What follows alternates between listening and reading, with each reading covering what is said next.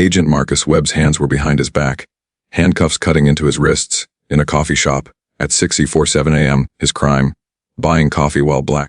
But rewind 60 seconds, Marcus stood in line, black suit, federal badge in his pocket. Just another Tuesday morning. He ordered his usual medium coffee black, no sugar. Behind him, the door swung open. Officer Ryan Mitchell walked in, eyes scanning. Hunting, he locked onto Marcus immediately. Marcus didn't notice at first. He was checking his phone, urgent briefing at 8 a.m. The barista handed him his coffee. That'll be $3.50 point. Marcus reached for his wallet. Freeze. The word hit like a gunshot. Marcus turned slowly. Officer Mitchell stood 3 feet away, hand on his weapon. Hands where I can see them. The coffee shop went silent. Marcus's heart rate stayed steady. FBI training kicked in. Officer, is there a problem? You match a robbery suspect. Black male 30s, da. Marcus glanced around. 4 other black men in the stopped. None of them were being stopped. Am I being detained? Turn around. Hands on the wall. Now. Marcus saw the barista's terrified face. He saw phones coming out. He saw his reflection in the window. And he made a choice. He could show his badge. And this in 5 seconds. But something told him to wait. To let this play out. To see how far Mitchell would go. So he turned, placed his hands on the wall, and felt the handcuffs click. You're under arrest. For what? Resisting an officer. Marcus hadn't resisted anything, but that didn't matter, not to Mitchell. What Marcus didn't know, someone in the corner booth was watching. Someone with 62 million Instagram followers. Someone about to change everything. Manny Pacquiao lowered his newspaper and reached for his phone. But there was something else Marcus didn't know. Something that would make this moment explode globally. The robbery. Mitchell mentioned. It never happened. Would you stay silent or fight back immediately? Comment below. Have you ever been accused of something you didn't do? 48 hours earlier, Marcus Webb kissed his daughter goodbye, Maya. 8 years old. Bright smile. Daddy, why do you leave so early? To keep people safe, baby. She hugged him tighter than usual. Promise you'll come home. Strange question. Always. Why would you ask that? Because last week when those police stopped you jogging. She trailed off. Marcus knelt down. Maya, that was just a misunderstanding. But you looked scared. He had been. Not of the stop itself, but of what his daughter witnessed. I wasn't scared. I was careful. There's a difference. She didn't look convinced. That was the 4th time in 6 months. 4 random stops. 4 misunderstandings. But Marcus knew better. This wasn't random. Someone was watching him. He just didn't know who or why. Cut to Officer Ryan Mitchell's house, 24:07 a.m. He sat in darkness, scrolling through photos on his phone. Photos of Marcus, jogging, grocery shopping, pumping gas, buying coffee. Every routine documented, every pattern memorized. His partner, Officer Davidson, had been demoted 3 weeks ago because of Marcus's testimony. A black teenager beaten during a traffic stop.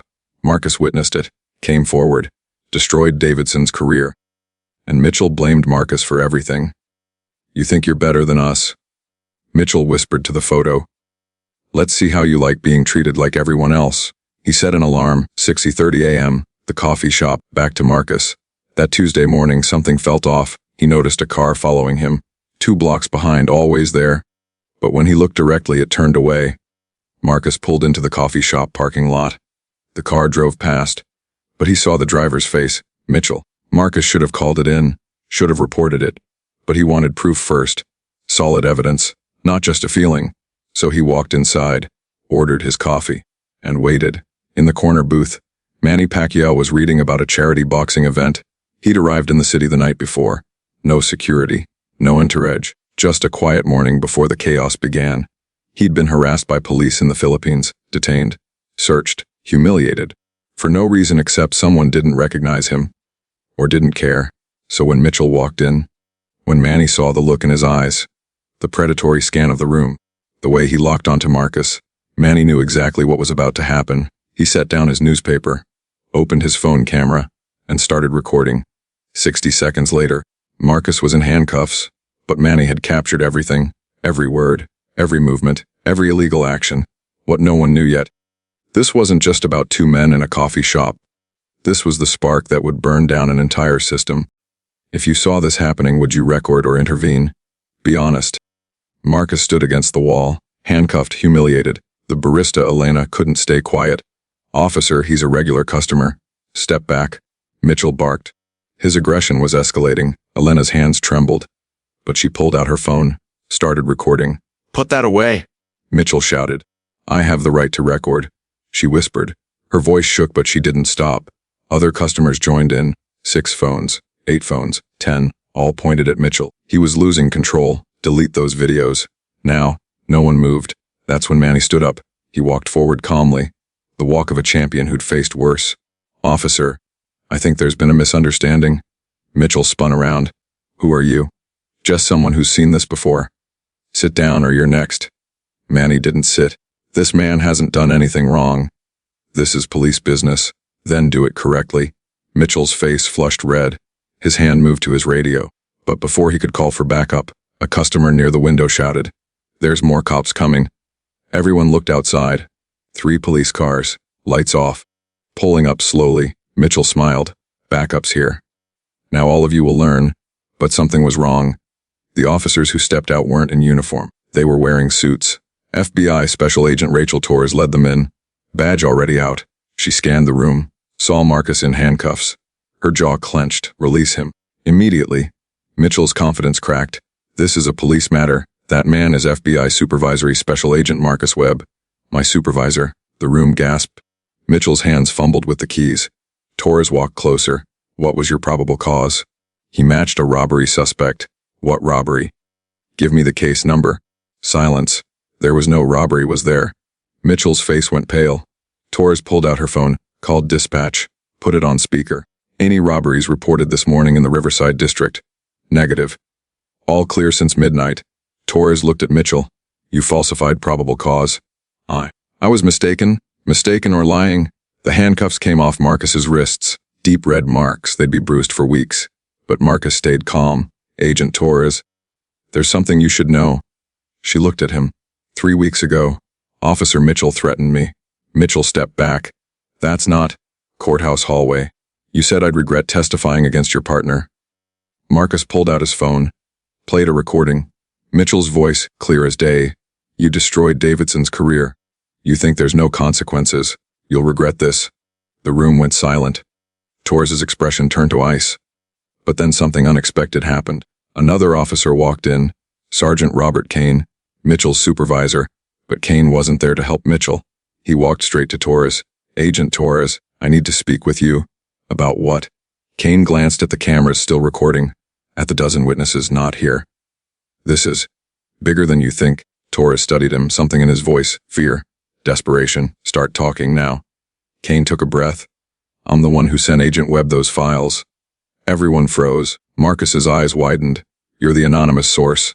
Kane nodded. "I've been documenting everything for 18 months. The corruption, the cover-ups, the racism." Mitchell looked at Kane like he'd been betrayed. You're one of us?" "I was never one of you," Kane said quietly. He pulled out a flash drive, handed it to Torres. Body cam footage that was ordered deleted. Internal affairs reports that were buried. Text messages between officers using racial slurs. Torres took the drive. "Why now? Why not come forward before?" Kane looked at Marcus. "Because I was a coward. I told myself I was building a case, gathering evidence. But really I was just scared." He turned to the room, to the cameras. "But watching this today, watching Mitchell do exactly what I knew he'd do," his voice cracked. "I can't be silent anymore." Manny Pacquiao stepped forward. "That takes courage." Kane shook his head. "No. Courage is what Agent Webb showed. Standing there in handcuffs, knowing he could end at any time, but choosing to let the truth be recorded." He looked at Mitchell.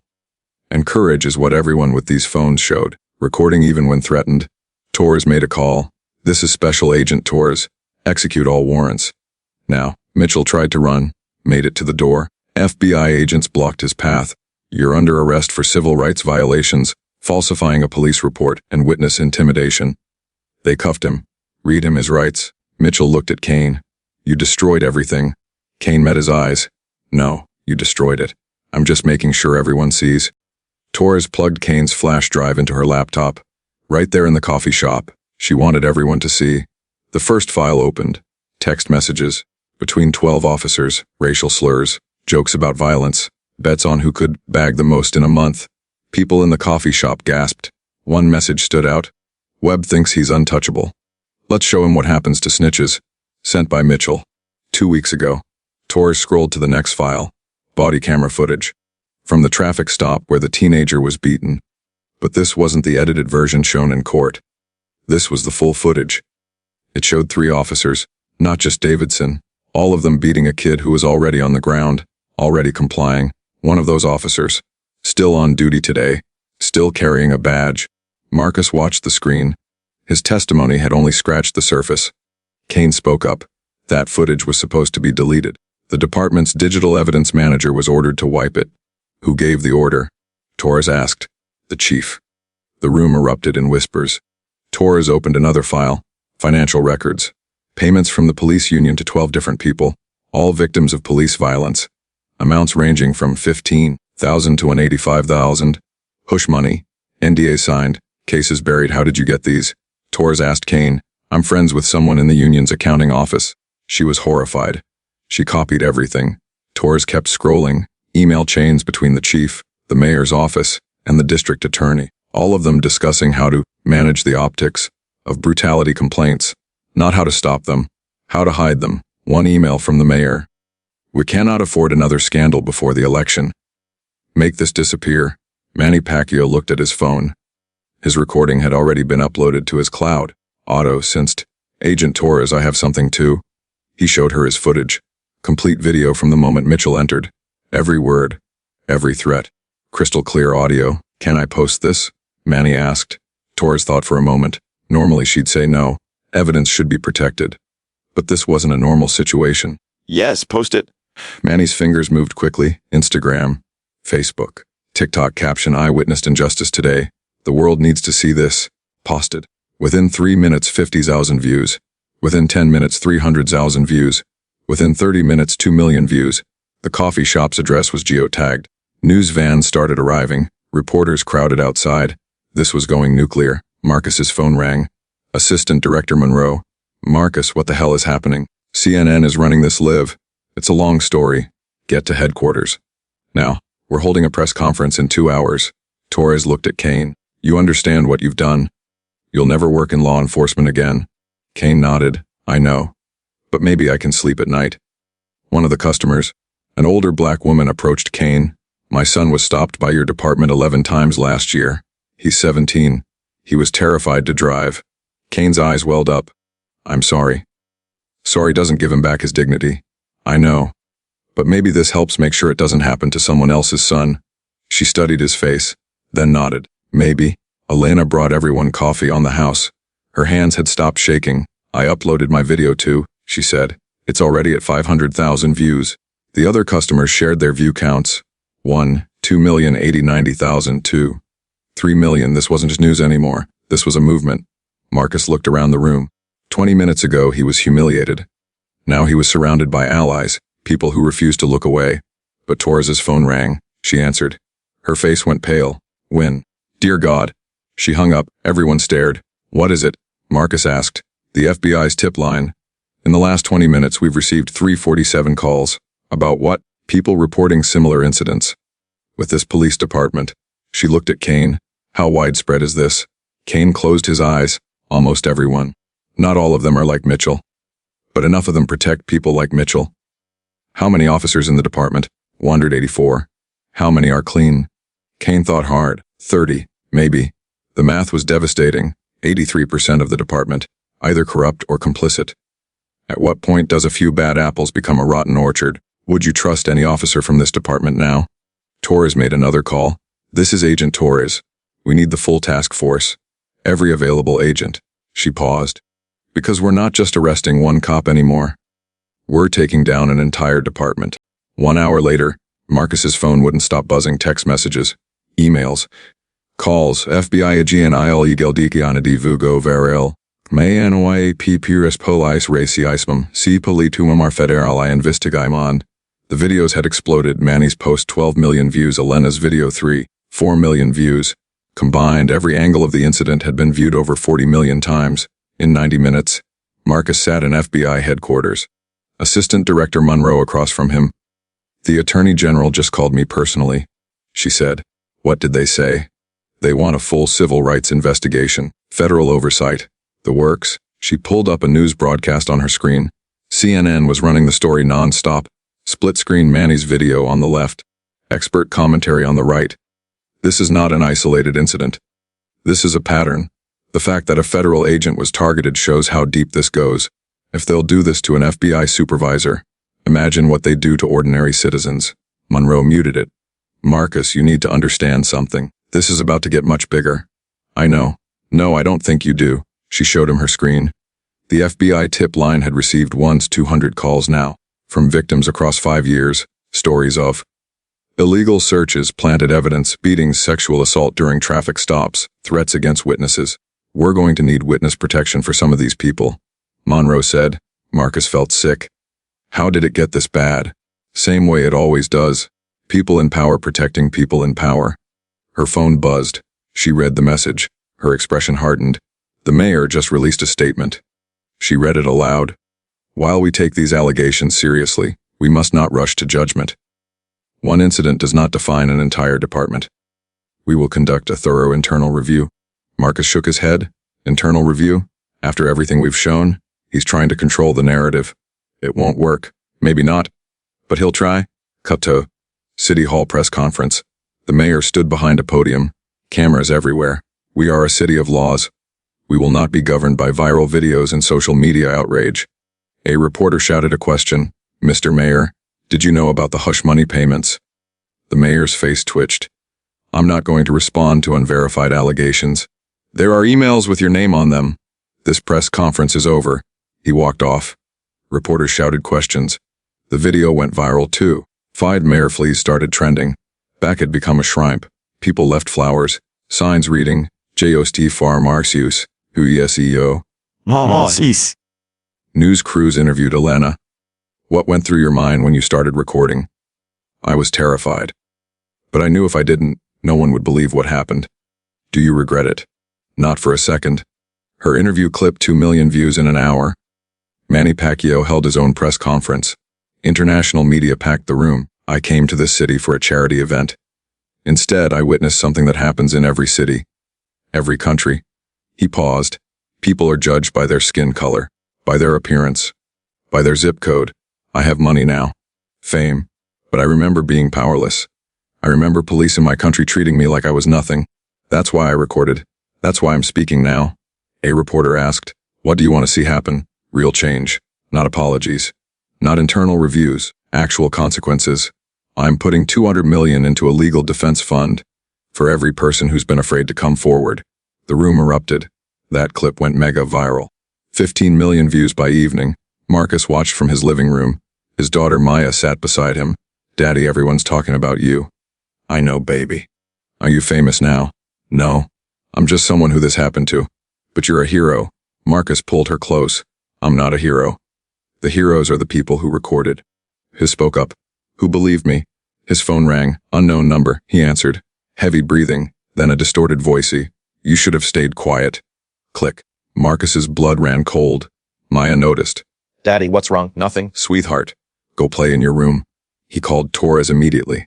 I just got a threat. We'll trace it. Are you safe? For now, I'm sending protection. 30 minutes later, 2 FBI agents arrived at his house. We'll be outside 2047.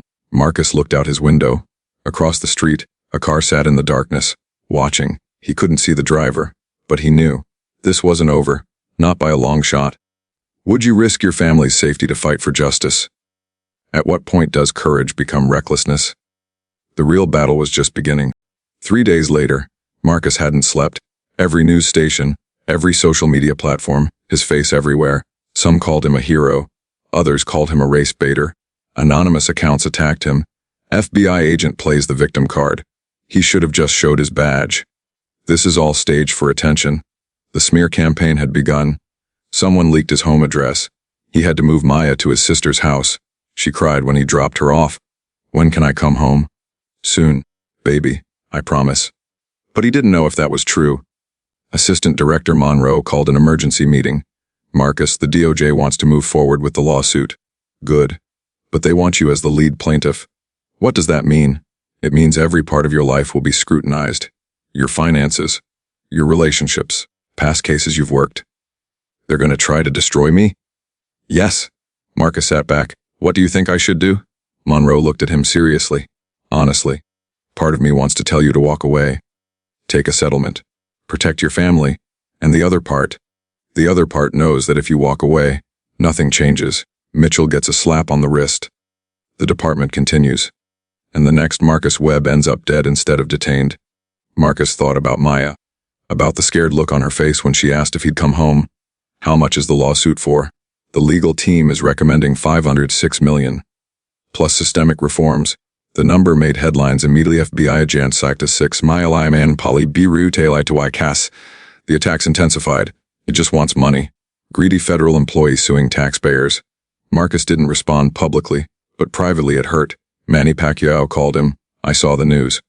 How are you holding up? Honestly, not great. I know what this feels like. When I spoke out in my country, they attacked my family, my career, everything. How did you handle it? I remembered why I spoke up. It wasn't for me. It was for everyone who couldn't. That helps. Thank you, Marcus. I want to do more. I'm setting up that legal fund I mentioned. Will you help me run it? Marcus was surprised. Why me? Because you understand. And because your name attached to it means something. They talked for an hour. By the end, they had a plan. The Dignity Defense Fund. Legal representation for victims of police misconduct who couldn't afford lawyers. They announced it together. Press conference. Live streamed. The response was immediate. In 24 hours, 87 million in donations, 500 attorneys volunteered, 300 victims applied for help.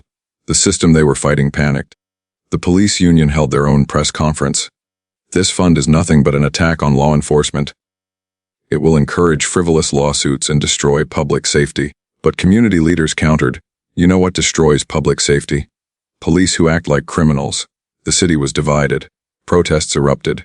Some supporting Marcus. Some supporting the ugly fast. Torres called Marcus. Stay inside. It's not safe. I can't hide forever. Just until the trial. When is that? 6 months. Maybe longer. 6 months of this. Marcus didn't know if he could survive it. That night he got a different kind of message. An email. From Elena. Subject.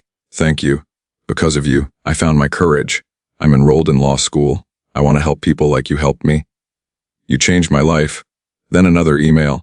From someone he didn't know. I was detained by Mitchell 2 years ago. I was too scared to report it. But I just filed a complaint. Thank you for showing me it's possible. Then another, and another. 47 emails that night. All from people inspired to come forward. Marcus realized something. This wasn't about him anymore. This was about everyone. Every person who'd been silenced. Every person who'd been afraid. Every person who thought the system couldn't change. He called Monroe. I'm in, whatever it takes. You're sure? Completely? 2 days later, the DOJ filed the lawsuit, $5-6 million in damages. Federal oversight of the police department, mandatory reforms, independent review board, and termination of 23 officers, including Mitchell, including the chief. The trial date was set. Would you sacrifice everything for people you've never met? The city would never be the same. Neither would Marcus. But maybe that was the point. 6 months later, the federal courthouse was packed. Marcus sat at the plaintiff's table. Behind him, 50 other victims who'd joined the lawsuit. People Mitchell and his colleagues had targeted for years. Across the aisle, the city's legal team, 12 lawyers, unlimited budget. The trial lasted 3 weeks. Body camera footage played in court. Text messages displayed on screens. Victims testified, cried. Demanded justice. Kane testified too. The former sergeant who'd blown the whistle. He'd lost everything, his career, his pension, most of his friends. But when asked if he regretted it, not for a second. I regret not doing it sooner. The jury deliberated for 6 hours. Guilty on all counts. The courtroom erupted. People cried, hugged, celebrated. The judge ordered the city to pay $5-6 million, split between Marcus and the other victims. But more importantly, the police department would be under federal oversight for 5 years. Mandatory body cameras. Independent civilian review board with subpoena power. De-escalation training every quarter. Zero tolerance for retaliation. And 23 officers terminated. No pension. No benefits, including Mitchell. Marcus walked out of the courthouse. Cameras everywhere. Reporters shouting questions. He stopped at the microphone. This was never about me. It was about accountability. It was about every person who's been stopped for no reason. Searched without cause. Treated like a criminal for existing. It was about making sure my daughter can grow up in a world where her father coming home isn't a question. His voice cracked. And it was about proving that silence protects the wrong people. Applause erupted from the crowd.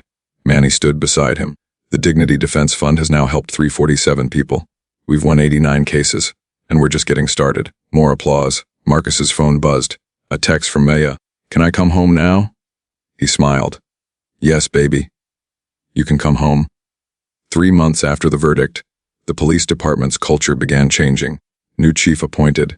A black woman with a PhD in criminal justice reform. Officers who complained about the new rules were shown the door. Community trust started rebuilding slowly. But it was happening.